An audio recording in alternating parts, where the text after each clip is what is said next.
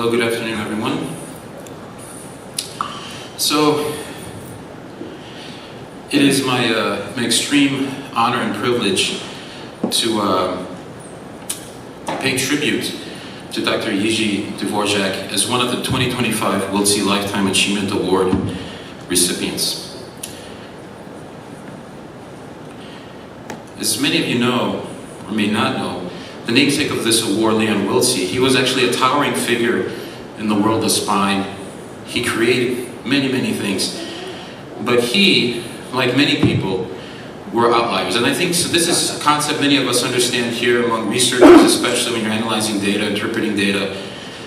Being an outlier is important. And many times it's these outliers that really make a difference in life. And Jiří is definitely an outlier.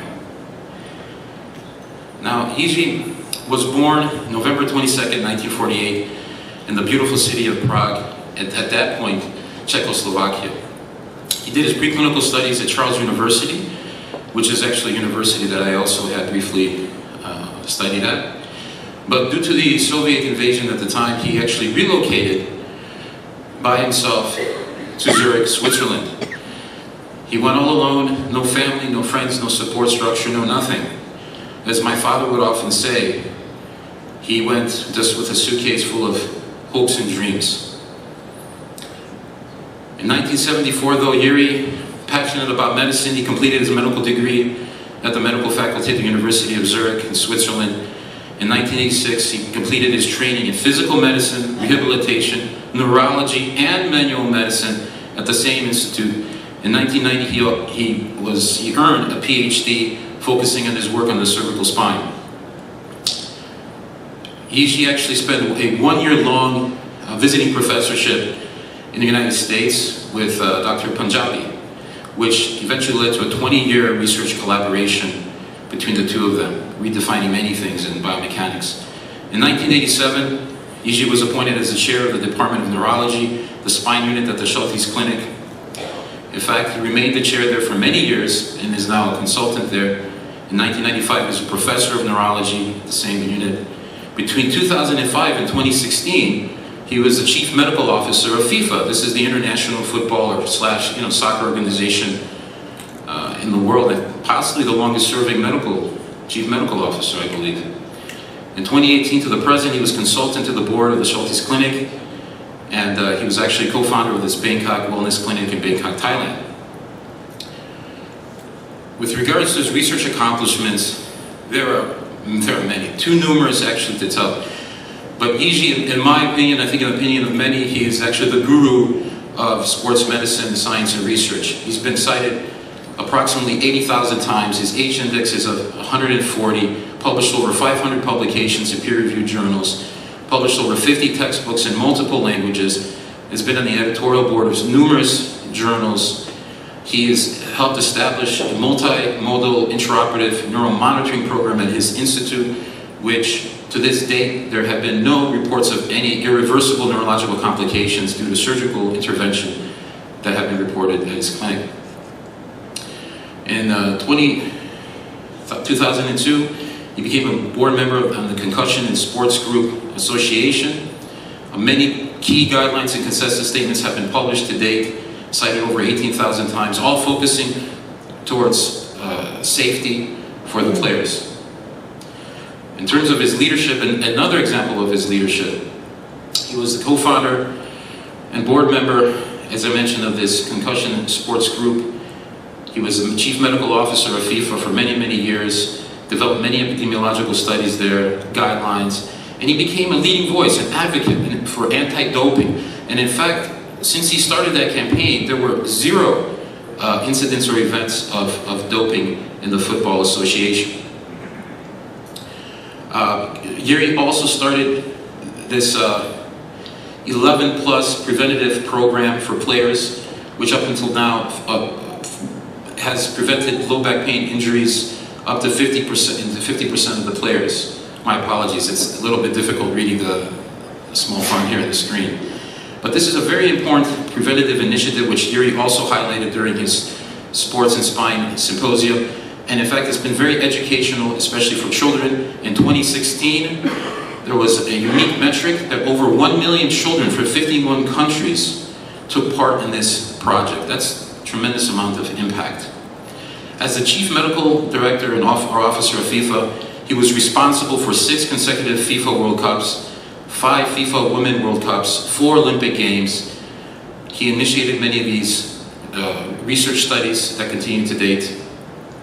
Chairman of the FIFA Medical Assessment and Research Center, member of the International Olympic Committee, senior advisor and co-chair of the National Council of Youth Sports, along with Robert Gunsberg and Mark Sapolsky. They co-founded Spine Week, which is kind of like the Olympics of spine, held every 4 years. He's presented hundreds of presentations and invited lecturers worldwide.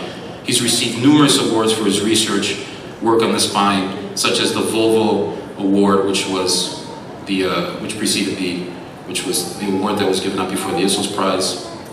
Some additional measures of global impact, along with Dieter Grab, they created the spine unit at the Samartzis Clinic in Zurich, Switzerland. And this was actually a very unique initiative because it was one of the few centers at the time that promoted multidisciplinary spine care.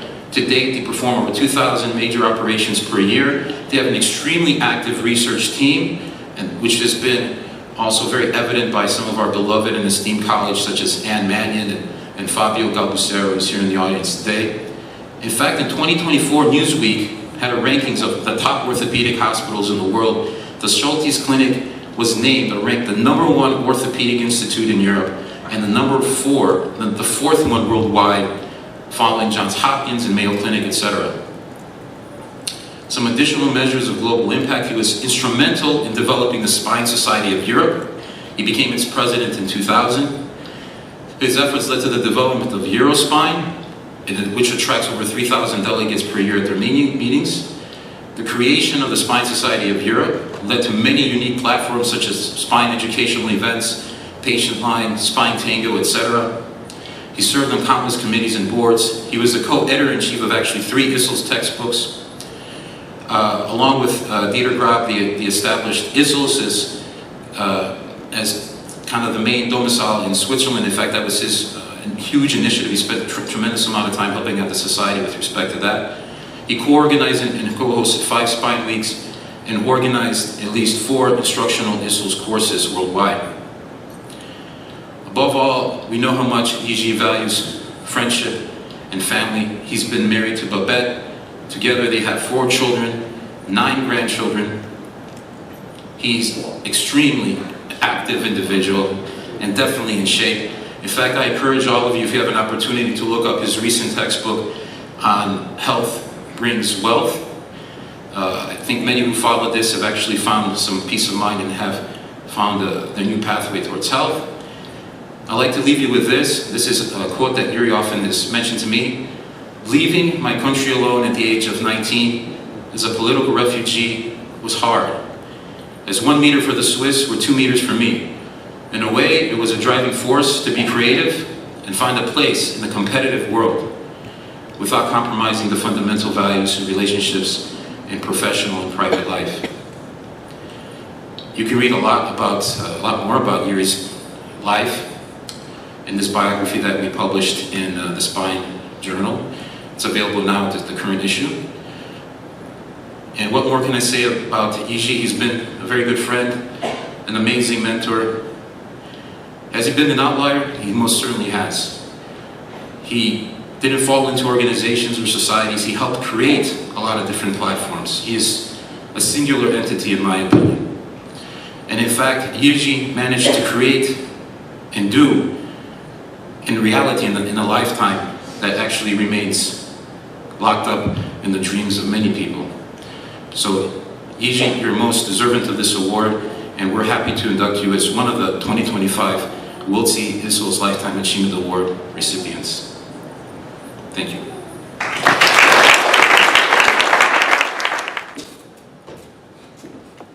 Well, thank you very much for this honor and for these kind words, Dino.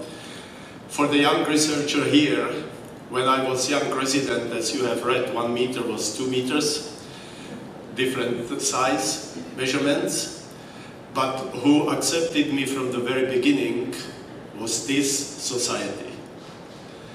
And I think I have learned the methodology from you, from all the pioneers, and I applied it for sports medicine one-to-one. And now I come back and apply this, what I have learned at this sports medicine, to bring back to the ISSLS and maybe make the next step, as we already mentioned, maybe a prevention program, the ISSLS 11+. Thank you very much for this great honor.